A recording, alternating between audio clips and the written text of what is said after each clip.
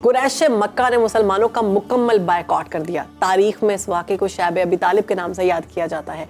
एक तरफ कुरैश मक्का का झूठी ताकत का ज़म था तो दूसरी तरफ तौहीद रिसालत पर यकीन महकम रखने वाले मुसलमान थे जो नबी आखिरुज़्ज़मान सल्लल्लाहु अलैहि वसल्लम का मुकम्मल साथ देने का फैसला कर चुके थे।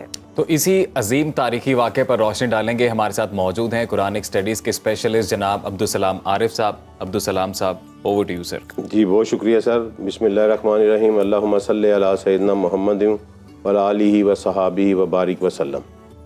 देखें, सैयदना अबू तालब जो हैं वो एक मोहसन इस्लाम है और मोहसन उम्मत मोहम्मद है।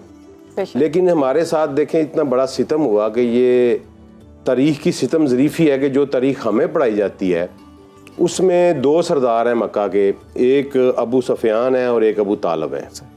और एक जो है वो तलवार लेके सारी ज़िंदगी शम्मा रिसालत के पीछे पड़ा रहा और उसको बुझाने की कोशिश करता रहा और आखिर में जाके मुसलमान हुआ।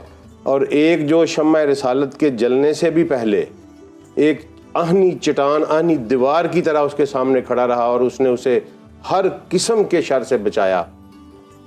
ये दो सरदार हैं। लेकिन तारीख़ की सितम ज़रीफ़ी ये है कि जो तलवार लेके पड़ा रहा उसकी जन्नत का यकीन दिलाती है और जो सारी ज़िंदगी हिफाजत करता रहा उसके बारे में उसको जहन्नम में दिखाती है। अल्लाह अकबर। ये इतना बड़ा जुल्म है, इतना बड़ा ये तज़ाद था कि आप तसव्वुर नहीं कर सकते। इसके ऊपर हमारी उम्मत बट गई। ये इतना हसास क्वेश्चन है, यकीन करें कि जब आप इस्लाम को पढ़ते हैं, समझने की कोशिश करते हैं तो आपका हर बंदे का ज़हन इसके ऊपर उलझ जाता है और ये क्वेश्चन सेटल ही नहीं होने पाता। मेरे साथ भी वही हुआ। तो इंशाअल्लाह इस गुफ्तगू को सुनने के बाद अल्लाह के फजल और करम से मैं बड़ी बात नहीं करता, लेकिन हमारे वो नाज़रीन जो इस गुफ्तगू को सुनेंगे ज़िंदगी में कभी दोबारा ये क्वेश्चन उनके ज़हन में राइज नहीं होगा इंशाअल्लाह। तो इसको समझने के लिए ज़रूरी है कि सबसे पहले हम मक्का को समझें कि मक्का क्या था। सही। मक्का जो है एक शहर था, अर्बन शहर था, अर्बन सिटी था, जो कि एक इंटरनेशनल ट्रेड रूट पे वाक़ था। सही। और कुरान में इसको सूरह कुरैश में रेलत शिताई व सैफ कह के जो बताया गया है वो ट्रेड रूट का बताया गया है। ठीक। इंडिया और दूसरे एशियन कंट्री से सामान जाता था, यमन की बंदरगाह पे अनलोड होता था, वहाँ से खुश्की के रास्ते ये क्रॉस करता था और मक्का उनका स्टे पॉइंट होता था। ठीक। मक्का से फिर आगे जाके वो मेडिटेरियन, शाम में मेडिटेरियन सी तक पहुँचता था और मेडिटेरियन से फिर वो लोड होके आगे वही माल यूरोप की मंडियों में जाता था और इसी तरह माल वापस आता था। और मक्का के रहने वाले जो थे, इसलिए ये कोई आम लोग नहीं थे। हमें पढ़ाया जाता है ये बड़ी पता नहीं, हम समझते हैं जाहल की सोसाइटी थी। ये थी, ये वो लोग थे जिनको उस वक्त मल्टी नेशनल इंटरेक्शन था, जिनके मल्टी नेशनल बिजनेस थे। इनके बिजनेस स्पॉट्स थे शाम में, यमन में, इंडिया में, उधर यूरोप में, रोम में, इधर इनके बिजनेस दुकानें थी, इनकी ऑफिस ताजर बरादरी सारी, या ताजर पूरे के पूरे ताजर बरादरी थी। तो ये एक तरफ से सामान लेके आते थे। सर्दियों में जो है ये जाते थे टूवर्ड्स यमन और गर्मियों में टूवर्ड्स शाम जाते थे। इसलिए ये एक यहाँ जब नबी सल्लल्लाहु अलैहि वसल्लम के जद्दे अमजद में एक नाम आता है कुसाई बिन कलाब का, तो कुसाई बिन कुलाब ने इसको एक सिस्टम में डाला इस शहर को। उन्होंने गवर्निंग मॉडल एक दिया। सही। और वो गवर्निंग मॉडल में उन्होंने एक दारुन नदवा बनाई। दारुन नदवा बना के जो मक्का के कुरैश की औलाद में 12 कबीले थे ना, उनको मुख्तलिफ वजारतें या डिपार्टमेंट कहने दे दिए। सही सही। ठीक है। और उस शहर में वो दारुन नदवा के कुछ असूल बना दिए। Chamber of commerce type? जी नहीं, ये पार्लियामेंट टाइप बनाई और दारुन उसके कुछ असूल तय कर दिए और बैन कर दिया कि कोई बाहर का कबीला आके मक्का में रहायश नहीं इख्तियार कर सकता। सही। तो आज भी जो उन पर रिवाज चलता है ना, ये वही रिवाज है कि शहरियत नहीं देते। हाँ जी। तब भी नहीं देते थे। ठीक है। और वो जो 12 कबीले थे उनमें उन्होंने महकमे जब तकसीम किए तो फिर हर महकमे, हर कबीले की एक एक जिम्मेदारी बन गई। उसमें सबसे बड़ा जो जिम्मेदारी थी या मोतबर समझी जाती थी वो काबे की तौलियत थी। काबे की तौलियत जो थी वो कुसा ने अपने पास रखी, फिर उसके बाद उनके बेटे अब्द मनाफ के पास आई, फिर अब्द मनाफ से उनके बेटे हाशिम के पास आई, हाशिम से उनके बेटे अब्दुल मुतलब के पास आई, अब्दुल मुतलब से वो अबू तालिब के पास आई, अबू तालिब के पास बाद अबू लहब को गई, अबू लहब के बाद अब्बास को आई। सही। जब नबी सल्लल्लाहु अलैहि वसल्लम ने मक्का फतह किया तो काबा के मतवली अब्बास थे। सही। ठीक। ये मैंने आपको ये सारी सीक्वेंस एक बता दिया। इसमें ये हुआ कि जब नबी करीम सल्लल्लाहु अलैहि वसल्लम का ज़हूर हुआ तो उस वक़्त जाके तो ये बट गए, सही। एक दावत दी और अख्तलाफात पैदा होने शुरू हो गए। कुछ लोगों ने मुखालफत की, कुछ ने सही किया। इनका एक असूल ये था दारुन नदवा का कि दारुन नदवा का मेंबर कौन होगा। हर कबीले का सरदार मेंबर होता था, ठीक है। और मेंबर के लिए होने के लिए ज़रूरी था दो ही प्री रेक्विजिट थी कि वो अपने मुतलका कबीला उसको सरदार चुने और वो इज्तमाई दीन या इज्तमाई निज़ाम पे कायम रहे। ठीक है। ठीक है जी, ये जो दो मक्का का उस वक्त राइज है। ये क्राइटेरिया या समझ लें कि हुकूमत का असूल था ये। खूबसूरत, बच्चों की तरह समझाया आपने। तो उसमें हर कबीले एक सरदार मुकर्रर करता था और उस सरदार अपने कबीले का डिक्टेटर होता था। उसी में ये एक असूल था कि अगर कोई यही दारुन नदवा लैंड ऑर्डर भी कंट्रोल करती थी तो बड़े इंसाफ के साथ कंट्रोल करती थी। और उसमें यह था कि अगर कोई ऐसा फसाद पैदा होए, कबीले के अंदर पैदा होए, तो कबीले का सरदार जो है ना वो उसका तदारक करेगा ठीक। और उस बंदे को एक्सपेल कर सकता है कबीले से। ओके। और अगर कोई इज्तमाई लैंड ऑर्डर या फसाद फैल जाए तो दारुन नदवा बैठ के फैसला करती थी और उसके बारे में उसको एक्सपेल कर देते थे मक्के से। सही। ये वाकया एक दफा हुआ कब कि जब उमैया की हाशिम से, हम उस पर जाते नहीं लेकिन उमैया की हाशिम से जब लड़ाई हुई तो दारुन नदवा ने फैसला किया उमैया को मक्के से बाहर निकाल दिया। सही सही। ठीक है। उसके बाद ये चलता रहा। एक इस जिसको निकालते थे ना उसको मुबाह कह देते थे। ओके। मुबाह का मतलब ये है कि इसका कत्ल जायज हो गया है। अच्छा। कि वो जो खानदान होता था, जो कबीला होता था, वो कहता था कि मैंने अपना बंदा मुबाह हमारा कर दिया, अब हम इसकी दियत क्लेम नहीं करेंगे, इसका इंतकाम नहीं लेंगे। खुद अपनी तौर पे बचता है तो बचता रहे, कोई मार दे तो हम कोई इस पे पर्चा दर्ज नहीं होगा। सही सही सही। ठीक है। वो खून माफ कर देते थे, इसको मुबाह कहते थे। अब ये मुझे कहाँ से इसकी टिप मिली पता नहीं क्यों, आज तक तारीख में उस पर गौर ही नहीं किया गया था। हम सब ने पढ़ा है कि नबी करीम सल्लल्लाहु अलैहि वसल्लम जब ताइफ में गए और वहाँ जाके ताइफ में कब गए, जब अम्मा खदीजा का भी वसाल हो गया और अबू तालब का भी वसाल हो गया, मर गए वो दोनों। तो वो नबी सल्लल्लाहु अलैहि वसल्लम ताइफ गए। सबसे पहले तो ताइफ क्यों गए, ठीक है। उसके बाद ये है कि वो जब चले वो गए ताइफ गए, वहां से मिशन नाकाम हुआ। उन्होंने बात मानने से इनकार, ना सिर्फ इनकार किया, ना सिर्फ तौहीन की बल्कि तशद्दुद किया। बिल्कुल।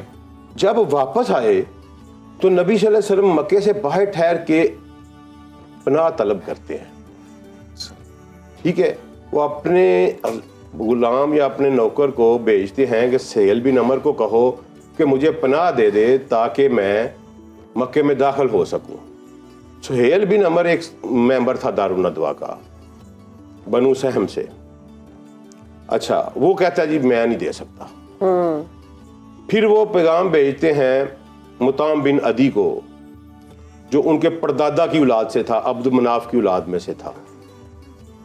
वो मुताम बिन अदी आता है, उसके बेटे जवान थे, वो हथियार लगा के आता है और नबी सल्लल्लाहु अलैहि वसल्लम को अपने साथ लेके जाता है, काबे के सेन में जाता है और ऐलान करता है कि मैंने इसको पनाह दे दी है। ये वाकया क्यों हुआ, ये मौका क्यों आया, आप कभी सोचा ही नहीं था। मैंने ये सोचा कि यार क्यों आया ये वक्त? ये अब नबी सल्लल्लाहु अलैहि वसल्लम ताइफ से वापस आ रहे हैं, मक्के में ये बात है 10 नबवी की, ठीक है जी। मक्के में उस वक्त अली भी अंदर मौजूद है, जवान हो चुके हैं, 22 साल उम्र अली की भी हो चुकी है, अली भी अंदर मौजूद हैं, हमजा भी अंदर मौजूद है, अब्बास भी अंदर मौजूद है, अबू उबैदा बिन हारिस बिन अब्दुल मुत्तलिब भी अंदर मौजूद है, अबू बकर भी अंदर मौजूद है, उमर भी हैं, बनु असद के जो हैं वो जुबैर हैं, और बनु जोहरा से अब्दुर्रहमान बिन औफ और साद बिन अबी वकास हैं। ये सारे जो बड़े बड़े खानदानों के लोग थे, ये नबी सल्लल्लाहु अलैहि वसल्लम को मानते हैं, लेकिन नबी सल्लल्लाहु अलैहि वसल्लम इनकी पनाह क्यों नहीं तलब करते?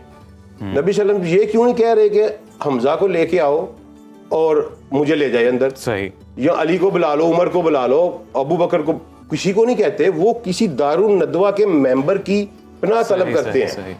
This is the big question.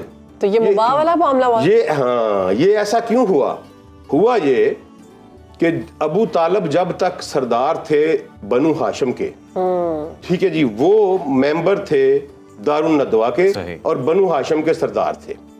अब जो मक्के वालों ने कहा जी इस बंदे ने, मोहम्मद मुस्तफ़ा सल्लल्लाहु अलैहि वसल्लम ने फसाद फैला दिया है, घर घर में लड़ाई पड़ गई है, और जब ये सूरत हाल होती थी तो सारे सरदार मिल के मुतलका सरदार के पास जाते होते थे उसको प्रेशराइज करने के लिए।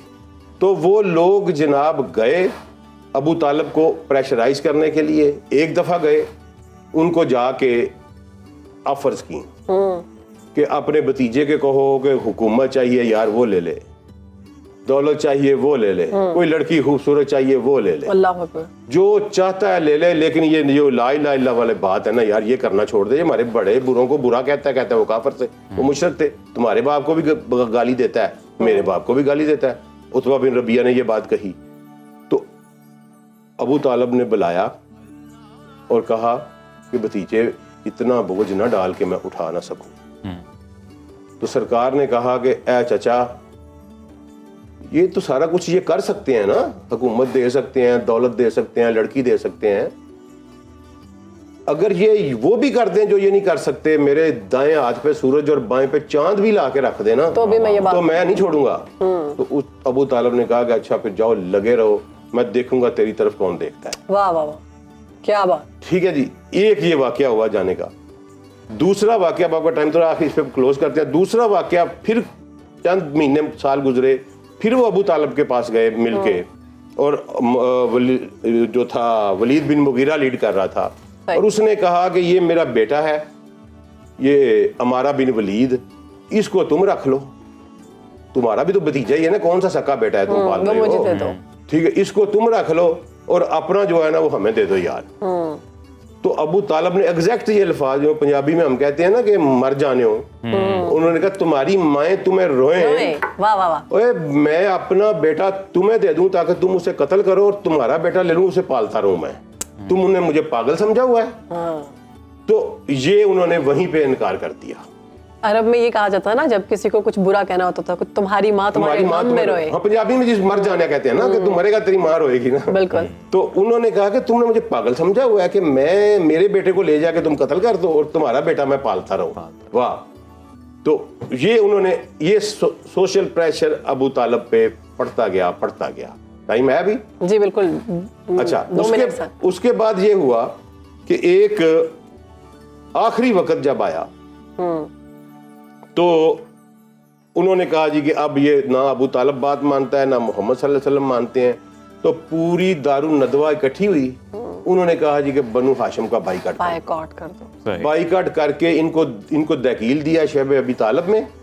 ठीक है, वो एक तंग सी घाटी, आज भी वो मोहल्ला मौजूद है, मैंने वहां देखा भी हुआ है, मैं गया भी हुआ उस मोहल्ले में। ठीक है जी, वहां बंद कर दिया और ये शर्त लगा दी उनके ऊपर कि कोई इनके साथ तजारत नहीं करेगा, कोई इनको बेचेगा नहीं, कोई इनसे खरीदेगा नहीं, अल्लाह अकबर, कोई इनसे रिश्ता नहीं देगा, कोई इनसे कोई रिश्ता नहीं लेगा, और कोई इनसे बोलचाल नहीं करेगा, इनको किसी रस्म रिवाज में नहीं बुलाया जाएगा, शादी ब्याह गमी खुशी किसी में इनको शिरकत नहीं करने दी। टोटल सोशल बाइकाट कर दिया। तो वो पूरे का पूरा बनु हाशिम फैमिली, उनकी बीवियां और वो चंद लोग गरीब गुरबा जिनके अपने कबाइल नहीं थे, वो जाके वो उन्होंने सख्त तरीन दौर जो है ना वो वहां गुजारा जाके।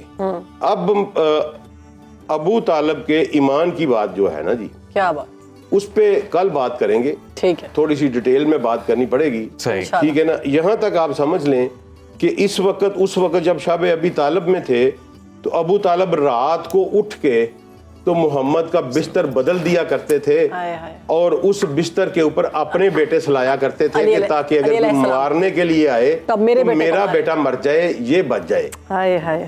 वाह वाह, मेरे रसूल बच जाए और ये मेरा कोई बेटा कत्ल होता है तो कत्ल हो जाए। सुभान अल्लाह।